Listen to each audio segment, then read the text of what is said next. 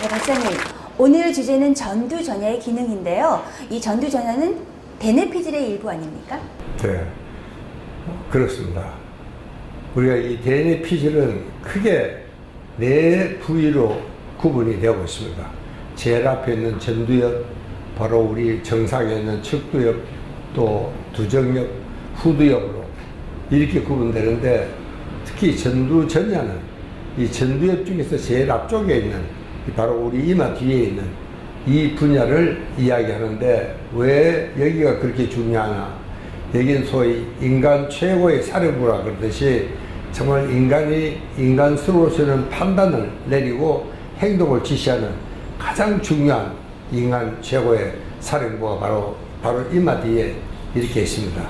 그 앞에서 말씀드린 우리 마음의 상원소, 노르아드레날린, 세로토닌, 도파민, 엔돌핀 등 호르몬이 작용하여 인간이 작업하고 학습하며 공감하고 또 모든 상황에 효과적으로 대처할 수 있는 능력을 발휘하게 하면서 인간으로서 지녀야 할 최고의 이런 판단력을 하는 것이 바로 여기입니다. 네, 마음의 상원소가 작용하는 곳이라고 하니까 관심이 더해지는데요. 지금부터 뇌 그림 보면서 박사님의 강의 듣겠습니다. 전두엽에 대한 이야기를 우리가 많이 했지만, 실제로 전두엽 중에서 특히 전두엽이라 그런 데가 있습니다. 그러니까 전두엽 중에서도 전두엽이죠. 그걸 우리가 전두전야라고 이렇게 부르기도 합니다. 여러분, 여기가 인간 최고 사령부라 하는 것은 이미 잘 알고 있습니다. 그런데 제 전두전야가요, 상당히 보기보다 큽니다. 이게 넓어요. 그리고 굉장히 중요한 기관이기 때문에 그 기능이 굉장히 학자들에 따라서 여러 가지로 이렇게 분리해서 이야기를 합니다. 그냥 기능적으로 전두전야에는 어떠한 중요한 기능이 있다. 그런 기능을 중심으로 해서 사분화, 네 등분으로 해서 이야기를 할까, 이렇게 생각을 합니다. 그런데 그때마다 그 기능이 아주 특수한 기능이고, 또 그리고 그 기능을 하기 위한 호르몬이 달라집니다.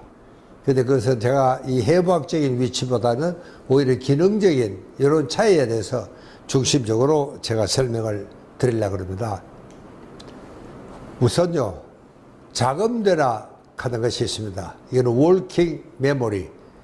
그러니까 이 어떤 작업을 하기 위해서 뇌가 일을 하는 겁니다. 그 작업은 뭐 굉장히 어려운 거죠. 아주 고급스러운 판정을 하고 내가 이 여자하고 결혼을 할까 말까라든가 굉장히 아주 어려운 판단을 하는 이런 것이 작업뇌입니다.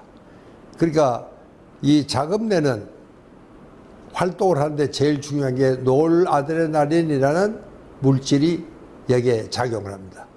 여러분, 이 약자로 NA라고 그러는데, 이 NA는 많으면은 스트레스가 되고 교감신경이 지나치게 흥분이 되고, 또 이렇게 됨으로써 뇌 피로를 야기하게 되고, 또 스트레스가 많아지면은 이게 문제가 생긴다 그랬죠. 그러나 NA가, 여러분, 우리가 뇌를 이야기할 때는 어느 한 가지를 이야기하면은 이게 꼭 나쁜 것은 아닙니다. 거기는 반드시 좋은 것도 있어요. 다만 이제 우리가 그 균형이 항상 중요합니다. NA는 때로는 우리한테 스트레스도 주고, 또 이런 교감신경 흥분으로 인한 여러 가지 생리적인 변화를 만들기도 하고, 심지어는 뇌피로를 불러서 대사증후군, 당뇨병, 고혈압, 암까지도 만들 수도 있습니다. 그러나 여기에 적당히 있어야 됩니다. 그렇게 거기에 적정한 수준.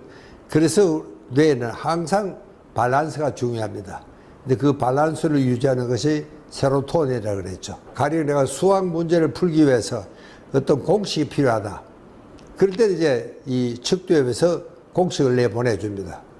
그러면 이제 이 전두엽에서는 마치 스텝 회의 하듯이 둘 앉아가지고 회의를 합니다. 그래서 이 문제, 저런 방법을 그 다음에 내보는데 대답이 안 나와. 해결이 되지 않습니다. 그러면 이 기억들은 다시 돌아갑니다. 그리고 다른 걸 끄집어내게 됩니다. 그래서 그 다른 걸 가지고 또 작업을 하게 되죠. 이걸 우리가 작업뇌다 이렇게 부릅니다. 그러니까 이 작업뇌를 잘한다는 것이 결국 머리가 좋다는 겁니다. 왜 어떤 문제에 부딪혔을 때 그 문제 해결을 잘할 수 있느냐 없느냐 따라서 우리는 그 사람의 머리가 좋다, 머리가 시원찮다, 좀 능력이 부족하다 이렇게들 인간 평가를 하는 데 있어서 굉장히 중요한 것이 작업뇌입니다.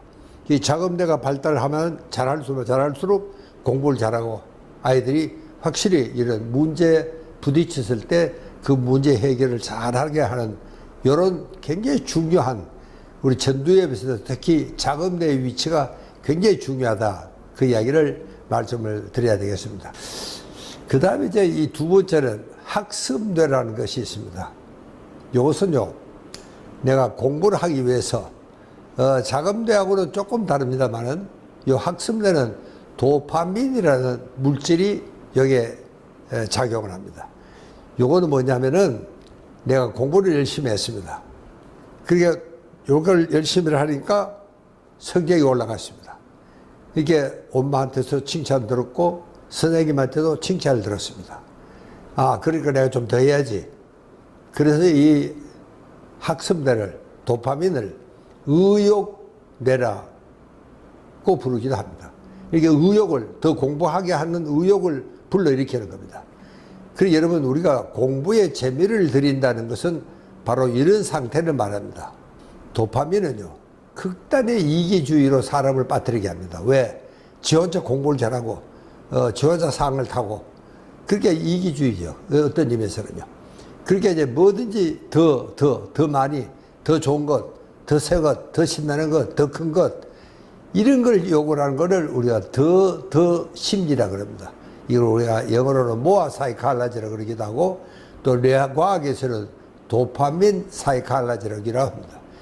그거는 끝이 없는 겁니다. 인간의 욕심이 끝이 없다는 것은 도파민 때문에 그렇습니다.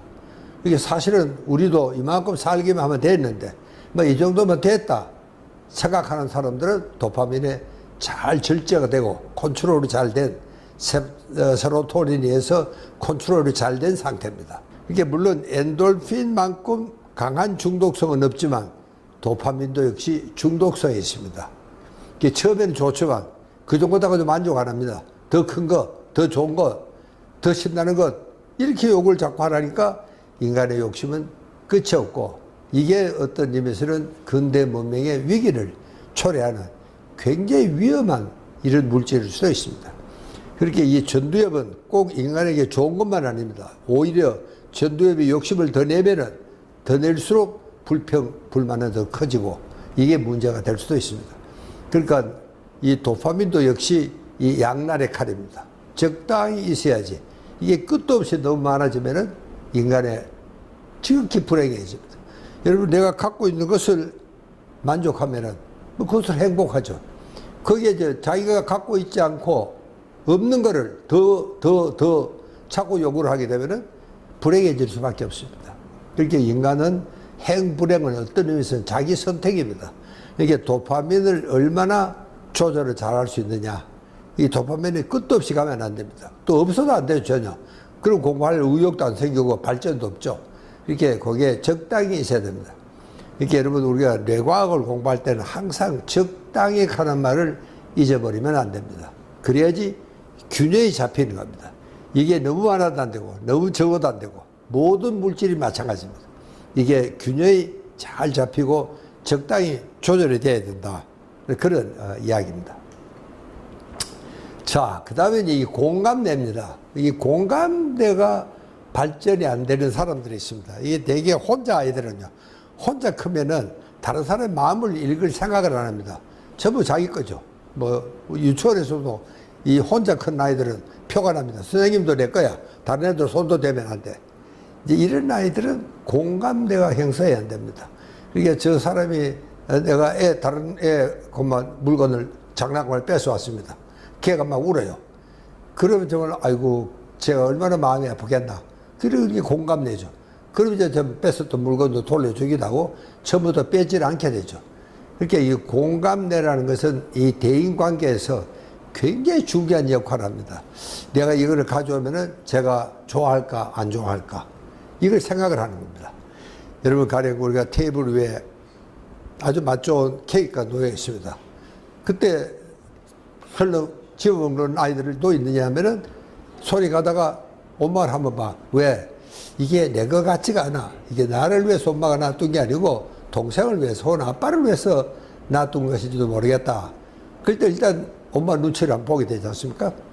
여러분, 그런 아이는 건강하게 잘 자라는 아이입니다.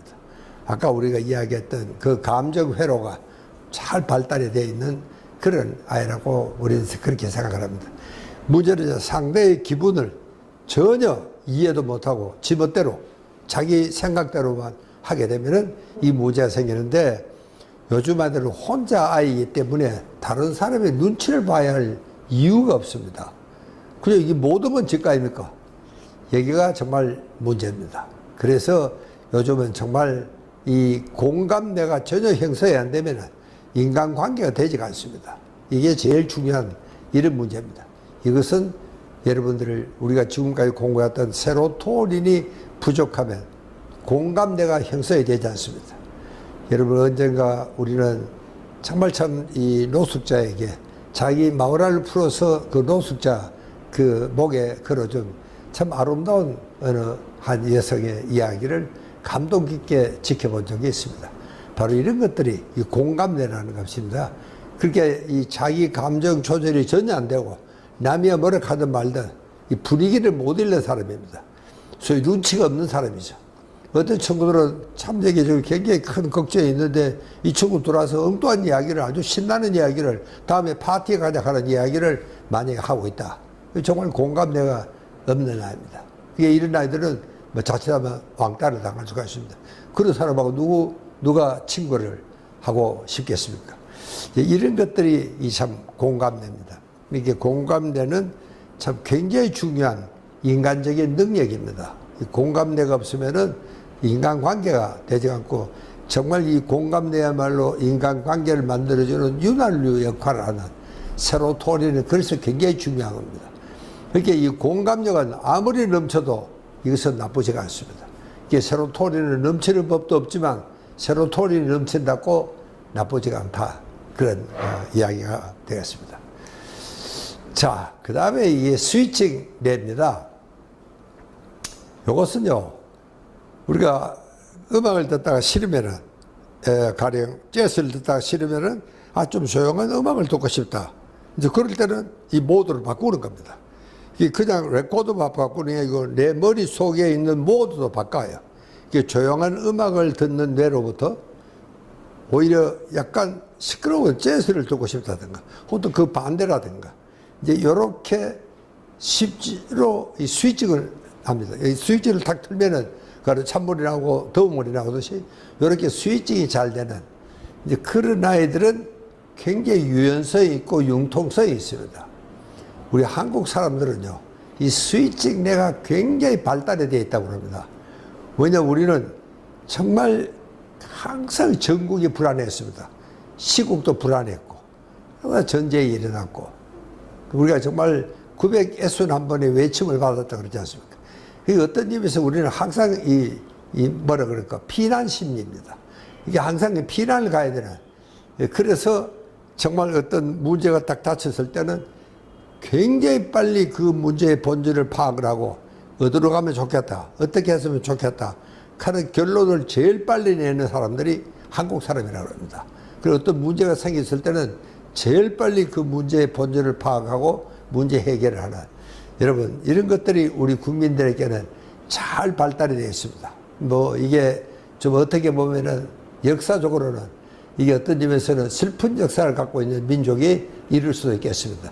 그러나 우리는 정말 그 점에서는 정말 융통성이 있고 유연성이 있고 정말 민첩한 이런 민첩성이 잘 발달이 되어 있는 사람들은 웬만한 문제가 터져도 쉽게 우리가 그걸 해결하고 당황하지 않습니다. 여러분, 우리가 지난번에 IMF도 정말 평생 처음으로 당해본 겁니까? 그리고 그 IMF가 미처 끝나기도 전에 또 2000년에 그 월스트리트의 그 사기꾼 때문에 뭐 전 세계의 경제가 흔들렸습니다. 그런데도 제일 빨리 그 회오리에서 벗어난 사람이 나라가 한국이라고 합니다. 우리 2년 만에 벗어나왔다고 합니다. 여러분 지금도 EU의 몇몇 나라는 그때 그 사기꾼들의 농간에 지금도 흔들려서 경제가 회복이 안 된 그런 나라도 있습니다. 그렇게 생각하면 우리 한국은 정말 그런 의미에서는 축복받은 민족이다. 저는 그렇게 생각을 합니다.